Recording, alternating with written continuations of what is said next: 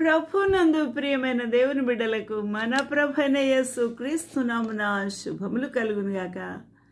ఈ యొక్క ఉదయకాల సమయమందు దేవుని యొక్క వాక్య ధ్యానము కొరకు పరిశుద్ధ బైబిల్ గ్రంథం నుండి దేవుని యొక్క వాక్యములో పొందుపరిచిన ఈ యొక్క యెహెజ్కేలు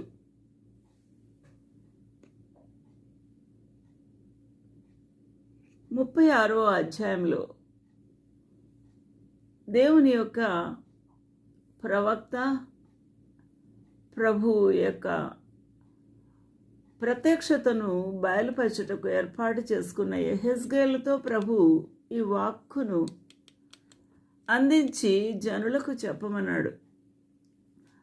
దాని గురించి మనము ఒకసారి చూసినప్పుడు ప్రభువుకు యెహోవా సెలవిచ్చిన దేమనగా అని 13వ వచనంలో వ్రాయబడి ఉన్నాయి.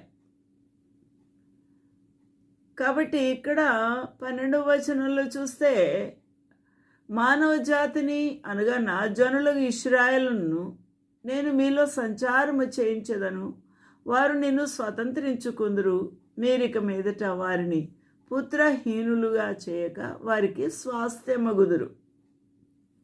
నా జనులకు ఇశ్రాయేలీలను నేను మీలో సంచారము చేయించదను. ఇది దేవుని యొక్క గొప్ప వాగ్దానము. వారు విస్తరించి అభివృద్ధి పొందాలని. ఈ యొక్క వాగ్దానము మనము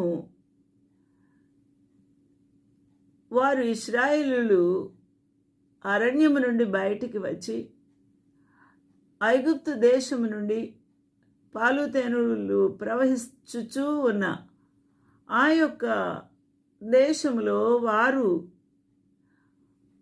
ప్రవేశించి అభివృద్ధి పొందాలని ప్రభు కోరిక.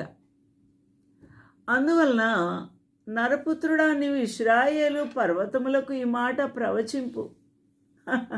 ఎవరికట? పర్వతాలకి చెప్పు, పర్వతాలకి చెప్పు. పర్వతములారా యెహోవా మాట ఆలకించండి.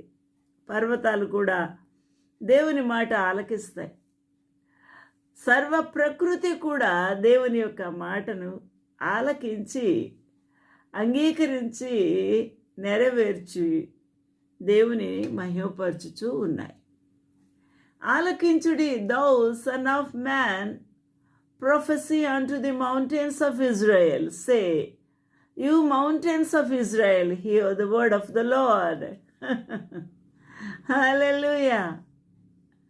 ఏమంటున్నాడు?